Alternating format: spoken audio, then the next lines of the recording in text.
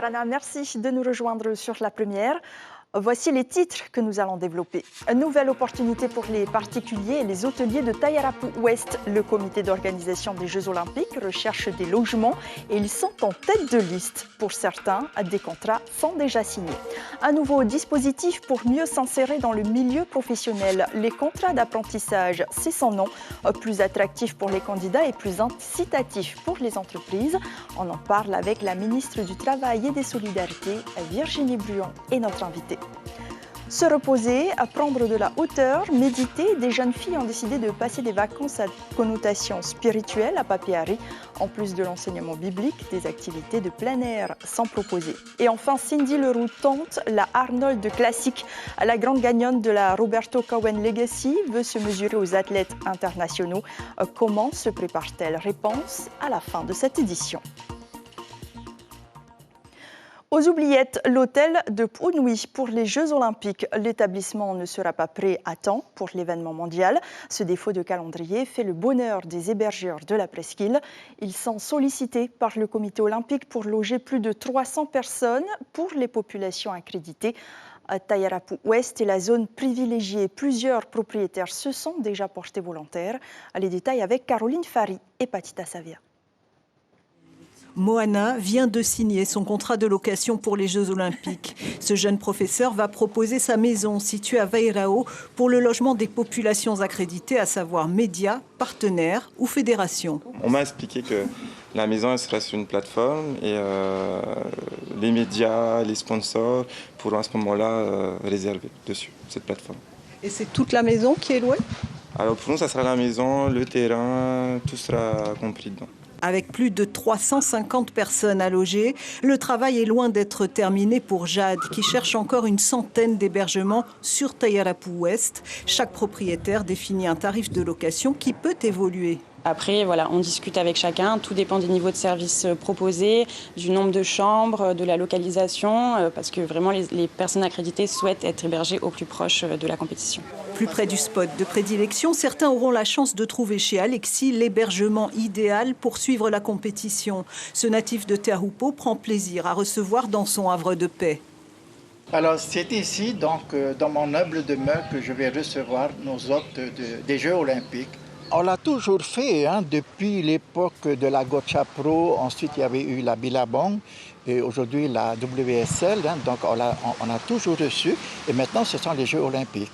C'est une fierté pour nous, pour nous en tant que résidents de Teahupo. On sera, en fin de compte, lors de cet événement, la vitrine de toute la Polynésie au travers de la planète Terre. Les athlètes seront tous logés sur un bateau de croisière. Deux possibilités s'offrent au comité organisateur, la Ranui ou le Paul Gauguin. Un mot de justice avec le procès en appel de l'affaire Radio Tefana. Reportée 5 fois, elle sera peut-être enfin jugée lundi prochain. Un jour historique pour le Tavenyuhuir Atira qui mobilise ses troupes et les appelle à se rassembler aux côtés de leur leader au palais de justice. Tony Géros, vice-président du parti, répond à Heipua Tewira. Par rapport à tout ça, on se pose la question de savoir si Monsieur le Président du Tavenyuhuir Atira a bien fait de porter plainte pour crime contre l'humanité, parce que c'est ça l'objet de la démarche de l'État. Donc aujourd'hui, nous nous levons, nous appelons la presse à relayer notre appel à tous les membres du Tavenyuhuir Atira de se mobiliser lundi matin, dès 8h, au palais de justice pour venir soutenir notre président. Pour mémoire, le leader indépendantiste et maire de Faa avait été condamné à 6 mois de prison et 5 millions de francs pacifiques d'amende pour le financement public de la radio, considéré par la justice comme un outil de promotion de l'idéologie du parti. Après plusieurs hausses successives, le prix de vente du carburant va baisser à partir du 1er mars. Moins 10 francs par litre pour l'essence et moins 5 francs par litre pour le gasoil. Le gouvernement explique cette décision par les cours du pétrole et du dollar qui sont à la baisse, tandis que dans le même temps, le pays propose d'abonder une nouvelle fois le FRPH, le Fonds de régulation des hydrocarbures, d'un montant de 244 millions de francs. Le rapport sera examiné demain par les élus de l'Assemblée. C'est un nouveau dispositif qui vise à mieux s'insérer dans le monde professionnel. Les contrats d'apprentissage. Les stagiaires partagent leur temps entre leur centre de formation et l'entreprise qui les accueille avec un salaire pris en charge en grande partie par le pays. Les premiers contrats débutent à peine et les apprentis perçoivent donc une rémunération à hauteur de 70% du SMIC. Exemple avec Lucille Guichet et Patrick Sing-Sing. Ils n'ont pas encore vraiment fait leur premier pas en apprentissage. Les 8 stagiaires terminent leur mise à niveau avant de commencer leur contrat début mars. Après 27 mois alternés entre le CFPA et leur entreprise, ils deviendront alors conducteurs de travaux, comme Faoli. Ce qu'on apprend en formation, on peut le mettre directement en application en entreprise et rectifier ce qu'il faut rectifier ou le venir en formation, parce qu'il y a un décalage toujours entre les formations et la réalité professionnelle. Donc ça, on peut en discuter ici et se débloquer un peu l'esprit là-dessus. 2 semaines de formation théorique, puis 4 semaines en entreprise. Les apprentis sont payés 70% du SMIC, soit 118 000 francs bruts. Un salaire largement pris en charge par le pays. Honoari s'est engagé pour être maître d'apprentissage. Dans quelques semaines, il formera un apprenti conducteur de travaux. Si il a tout ce qu'il faut pour travailler dans l'entreprise, ça sera un plus. Mais il faudra toujours un temps pour le former et tout ça, quoi. Voilà. Et l'objectif, c'est quoi pour vous, pour l'entreprise ? Si tout va bien, pourquoi pas l'embaucher par la suite ? Au total, 15 formations sont disponibles en apprentissage dans le commerce, le BTP ou encore le tourisme. Et il a fallu 9 mois pour mettre cette réforme sur pied. On en parle avec une de ses pionnières, Virginie Buruon-Yorana. Merci d'être sur Polynésie la première ce soir. On vient de l'entendre, 15 formations sont disponibles dans 6 secteurs d'activité. Est-ce que les choix ont été faits selon les besoins de ces secteurs ou en fonction du nombre de demandeurs d'emploi diplômés dans ces secteurs ? Alors non, ils ont été faits effectivement par rapport aux besoins des entreprises grâce à l'Observatoire de l'emploi qui a été créé début 2022 et qui a sorti ses premiers chiffres, ses premières données, ses premières statistiques qui nous permettent de voir quels sont les secteurs d'activité qui sont en manque de main-d'œuvre. Et c'est bien évidemment ces secteurs-là qui ont été priorisés pour cette réforme de l'apprentissage. Et donc la volonté serait de l'étendre à d'autres métiers ? Oui, bien évidemment, et même à des métiers auxquels on ne pense pas forcément, comme les métiers du social, par exemple. Donc, on est en relation avec des centres de formation en métropole pour voir comment on pourrait mettre en place de l'apprentissage en Polynésie française sur ces métiers-là où nous avons de gros manques et des gros besoins, et pour éviter nos jeunes, effectivement, d'aller en métropole faire ces formations pour pouvoir les suivre ici, localement. Et cette formation est aussi ouverte aux handicapés, les intégrer, c'était important pour vous ? Oui, notre philosophie au ministère, c'est zéro exclusion. Donc, dans toutes les stratégies politiques ou textes sur lesquels on travaille, on essaye d'être toujours dans cette philosophie du zéro exclusion. Est-ce que formation signifie CDI à l'issue ?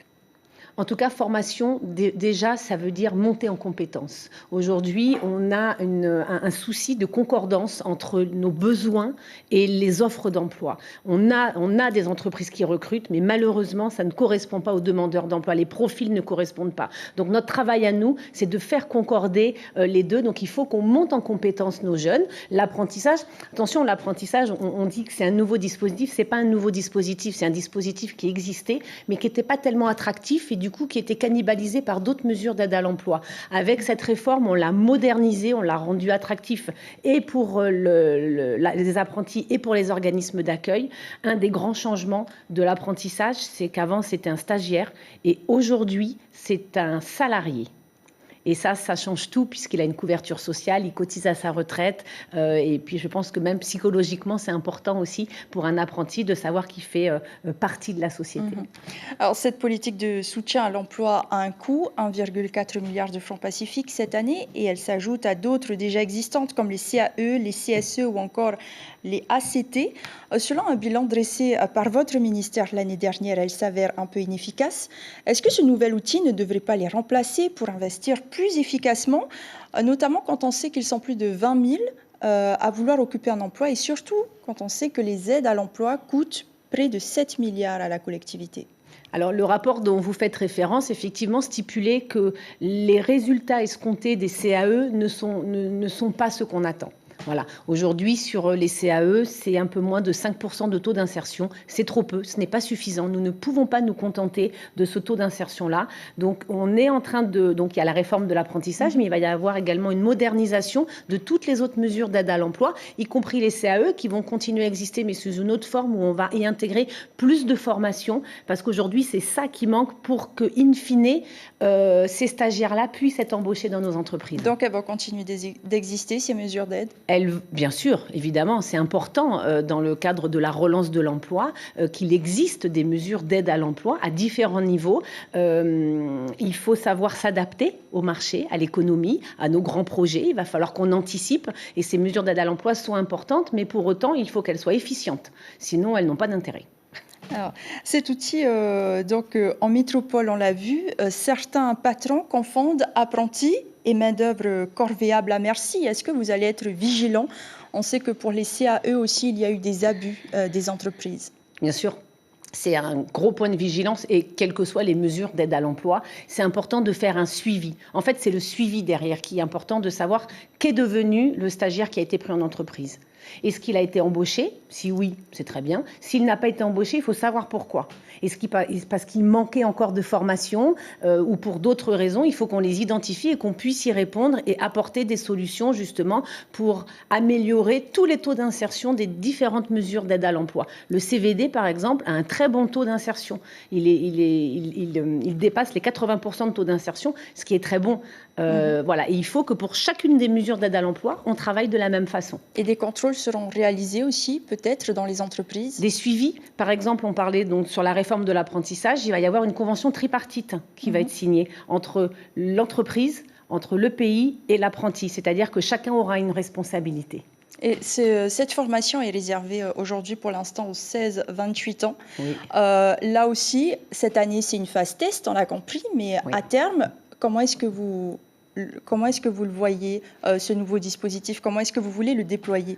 On travaille déjà, puisque ce matin, on était en réunion avec le ministère de l'Éducation, justement, pour réfléchir à l'évolution de l'apprentissage en formation initiale. Donc, ça va prendre du temps, comme vous le disiez. Sur la réforme de l'apprentissage, on est en période de test, un petit peu, sur 3 ans. Le texte qui a été voté, qui a été mis en place avec le budget, va nous permettre de faire un bilan et un suivi et de voir s'il y a des choses à moduler. Ce qui est important également à savoir, c'est que sur ce nouveau dispositif, qui est très incitatif, on a essayé de prendre en compte tous les freins à l'employabilité autour d'un demandeur d'emploi. Par exemple, si je peux vous donner un exemple, en cas d'assiduité sur la première année d'apprentissage, avec un certificat de l'entreprise qui dit « cet apprenti a été assidu, il a été tout le temps là, il a bien travaillé, il était investi », le pays va lui payer son permis de conduire ou un moyen de transport à hauteur de 100 000 francs.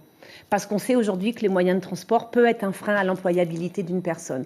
Un autre exemple, des frais de garderie. On parle par exemple des femmes qui auraient arrêté de travailler dans le cadre d'une reconversion professionnelle, veulent rentrer dans le dispositif, se posent toujours la question qui va garder bébé. Le dispositif de l'apprentissage permet une prise en charge partielle ou complète en fonction des situations et des critères sociaux, bien évidemment, des frais de garderie pour permettre à ces femmes de se réinsérer plus facilement. Eh bien, nous suivrons ça de très près cette année. Donc, merci beaucoup à Virginie Bruand d'avoir été avec nous ce soir pour parler de ce nouveau dispositif. Et la formation, clé de la réussite aussi pour les entrepreneurs et les porteurs de projets du pays grâce à la CCISM. Ces 2 dernières années, 5500 personnes ont été formées essentiellement sur les îles du Vent et c'est désormais au tour des archipels de bénéficier de cet accompagnement professionnel qui s'intitule Passeport pour entreprendre. 20 jeunes entrepreneurs et futurs créateurs d'entreprises des Marquises en bénéficient actuellement. On écoute le président de la Chambre de commerce au micro de Marie Curvin. Il y a un réel dynamisme et je pense que le développement du tourisme est en bonne voie et je pense que les chefs d'entreprise sont attentistes à ces développements. On m'a parlé de développement à l'international, d'une piste régionale qui va supposer des infrastructures, qui va supposer plus d'accompagnement. C'est une anticipation que je comprends au niveau des chefs d'entreprise ou des futurs chefs d'entreprise de participer au développement économique de leur archipel et notamment des Marquises. Et eux s'envolent pour l'Hexagone pour se former au métier de sous-officier du corps de gendarmerie. Eux, ce sont 36 Polynésiens lauréats de la sélection de recrutement, 22 femmes et 14 hommes âgés de 20 à 35 ans et originaires de tous les archipels. Pour la première fois, 4 d'entre eux seront formés dans la filière armurerie pyrotechnie. Il s'agit d'une filière réservée à l'entretien des armes, des munitions et des équipements des gendarmes de terrain. La session de formation durera de 6 à 10 mois selon les spécialités. On écoute cette réaction recueillie par Patrick Simsi. Cette formation va d'abord consister en une formation militaire. Les 2 premiers mois, ça va être une formation militaire puisqu'ils vont postuler, ils le savent d'entrée de jeu, pour une institution militaire. D'accord, ils rentrent dans une institution militaire. Et puis ensuite, ils vont suivre une formation d'adaptation à la spécialité choisie, donc sur la deuxième partie de cette formation initiale en école. Donc c'est une formation sous le régime de l'internat, bien entendu. Et puis donc s'ils valident cette formation, puisqu'ils partent en école, donc c'est pour travailler, bien entendu, apprendre leur futur métier à l'issue. S'ils valident cette formation, ils pourront choisir leur affectation, leur première affectation qui aura lieu en métropole. Et en 3 ans, ce sont près de 150 contrats d'engagement dans le corps de soutien technique qui ont été signés. Qui dit vacances scolaires dit occupation à trouver pour les enfants. Outre les centres aérés, les confessions religieuses également proposent des séjours. Exemple à Papeari, où vacances riment avec ressourcement spirituel pour des jeunes filles. Le reportage de James Hu et Sandroli. C'est en bord de mer, non loin du Motu Ovini, que 54 jeunes filles ont posé leurs bagages pour 4 jours de camp à dos. Elles sont accompagnées par 15 membres bénévoles de l'Église de Jésus-Christ des Saints des Derniers Jours. Au programme, ateliers de cohésion et de réflexion, une randonnée à Peipai, une vie en communauté, loin du cocon familial. C'est différent que chez soi. Mais c'est bien parce que tu apprends à vivre avec d'autres personnes que ta famille, que tes parents. Et ça aide aussi à être autonome. Ce matin, les pensionnaires ont reçu la visite de professionnels de l'adolescence, en l'occurrence le Fareta Mahaou, un moment d'échange en toute convivialité. On a appris la valeur du partage, de la compréhension, de suivre le rythme des autres, de la patience et surtout aussi on avait relevé, c'est les jeunes filles qui avaient toutes ces valeurs, c'est elles qui l'ont relevé hier à notre activité et elles ont dit aussi que de s'ouvrir aux personnes que nous ne connaissons pas. Pour les responsables du pieu de Papeete, il s'agit avant tout de leur donner les outils afin de les préparer à leur avenir de jeunes adultes. On va vraiment focaliser nos débats sur le programme de développement personnel pour les jeunes filles et ce que nous on appelle le Jeune Soyez Fort. Voilà, ce sont des programmes mondiaux qui sont mis en place au niveau mondial où les jeunes filles apprennent à se fixer des buts, à se fixer des objectifs. À l'issue du séminaire, vendredi en fin de journée, les jeunes filles regagneront leur foyer à Papeete. Et enfin, elle sera peut-être la première Polynésienne à briller à la Arnold Classic, une compétition internationale de bodybuilding. Cindy Leroux va concourir dans la catégorie Bikini Fitness. La jeune femme vise le podium et pour cela, elle s'entraîne depuis plusieurs mois déjà. Chiquita Teiva et Sandroli l'ont rencontrée avant son départ. Regardez. À 41 ans, Cindy Leroux a un objectif cette année, être sur le podium de la Arnold Classic amateur. À une semaine de la compétition, elle peaufine les derniers détails de sa préparation. Depuis la semaine dernière, c'est cardio, 45 minutes le matin, 45 le soir, en plus de mes entraînements. Et donc moi, à mon niveau, c'est au niveau de mes fessiers et jambes. Donc là, il faut que je perde encore à ce niveau-là. Et du coup, voilà, lui, il veut que je crame au maximum. Cindy a un palmarès déjà bien rempli, avec un premier titre Miss Bikini remporté en 2016 à la TBC, en 2019 à la Igor Contest et enfin à la Roberto Legacy en novembre dernier. Mais sa première participation à Monsieur Olympia lui a laissé un goût amer. Je suis restée un peu sur ma faim à ma première compétition internationale. Et juste après, je me suis dit que j'allais retenter l'expérience. Et la Roberto Cowan m'a redonné le goût de la compétition. Et du coup, c'est pour ça que je me suis dit, là, c'est l'occasion, il faut que je continue sur ma lancée. Déterminée à gagner, elle s'est donné les moyens d'avoir un coach personnel, Marc Anthony, qui n'est autre que le premier Men's Physique à inscrire son nom à Monsieur Olympia. Tous les jours, en fait, j'envoie des photos de moi, de mon posing, ça c'est important. Il veut que je pose tous les jours et il veut voir l'évolution tous les jours, quoi. Et franchement, tu réfléchis pas à comment faire, quoi manger et tout. Tu l'écoutes juste et puis voilà, et tu sais que c'est un pro, tu sais ce qu'il fait. Le compte à rebours est lancé. À une semaine de l'Arnold Classic, notre championne continue de fignoler son posing pour être au top. Je vise le top 3.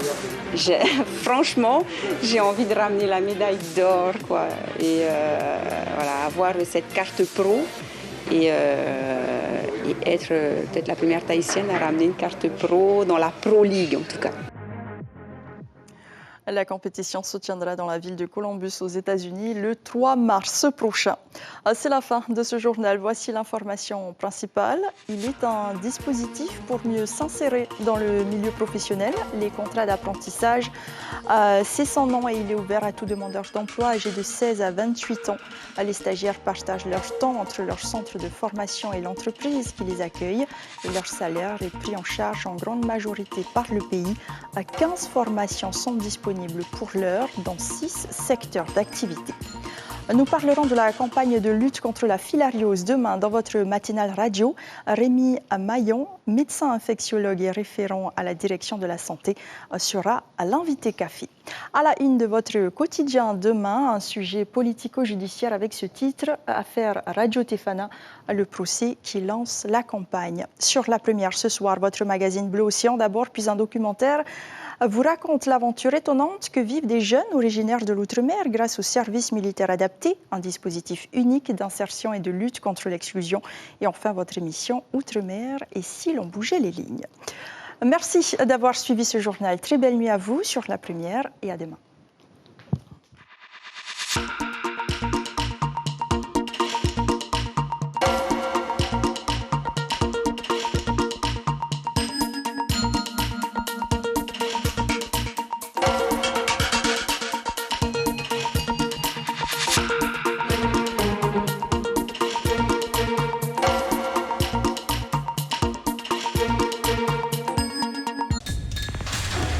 L'information en continu sur Polynésie la première, Internet et réseaux sociaux.